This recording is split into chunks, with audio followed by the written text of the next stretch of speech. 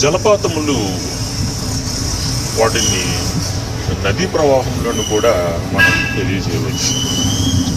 అయితే ఆకాశము నుండి వచ్చినట్టు వాటి యొక్క నిర్మాణం, నది యొక్క ప్రవాహం,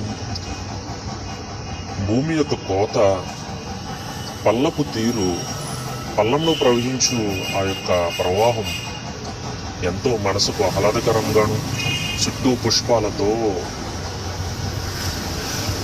నీటితో,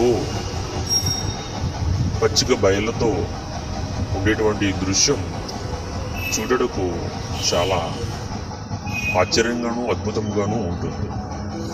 ఈ నదీ ప్రవాహం తిరిగి సముద్రంలో కలిసి మనకు ఎన్నో పాడి పంటలను పండించుకున్నటకు ఉపయోగపడుతుంది. బాగుంది కదండి ఈ వీడియో.